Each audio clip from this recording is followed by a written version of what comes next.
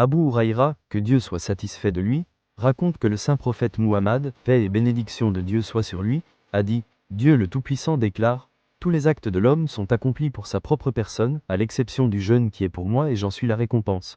Le jeûne est un bouclier. Aussi, lorsque vous jeûnez, évitez de dire des paroles oiseuses ou de vociférer, et si quelqu'un vous insulte et vous cherche querelle, passez votre chemin et dites « Je jeûne ».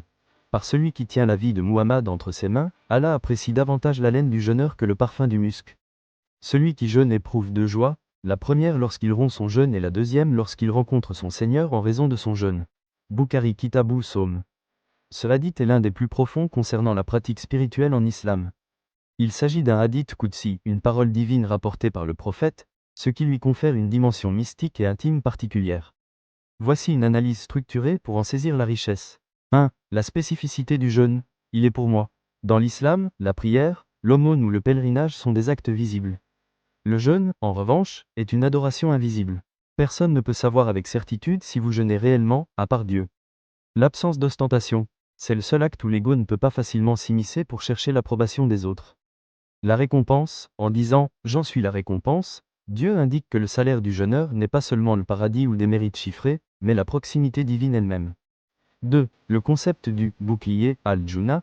Le prophète décrit le jeûne comme une protection à double sens, protection sociale et morale, il empêche de répondre à l'agression. Dire « je jeûne » n'est pas une parade de piété, mais un rappel à soi-même et à l'autre pour briser le cycle de la colère. Protection spirituelle. Il protège l'âme contre les passions excessives et, dans l'au-delà, il sert de rempart contre le feu. 3. La valeur de l'haleine du jeûneur. L'image du musc est une métaphore puissante. Bien que l'haleine d'une personne à jeun puisse être désagréable physiquement, due à l'estomac vide, elle est sublime sur le plan spirituel. Nous pouvons faire le commentaire suivant.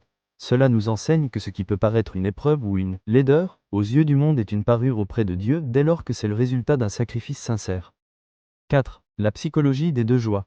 Le hadith équilibre parfaitement le présent et le futur. La joie terrestre, l'iftar, c'est la reconnaissance du bienfait de la nourriture et le sentiment du devoir accompli. C'est une joie physique et légitime. La joie ultime, la rencontre, c'est l'aboutissement de la patience. Le jeûne éduque le croyant à l'attente. La récompense finale est la vision de Dieu, le but ultime de toute quête spirituelle. Synthèse pour votre réflexion. Ce texte transforme une privation physique, faim et soif, en une élévation morale. Il déplace le centre de gravité de l'individu, on ne jeûne pas pour sa santé ou par tradition, mais pour offrir son temps et son corps à son Créateur. C'est une école de la maîtrise de soi où le silence et la paix sont les meilleures réponses à l'adversité.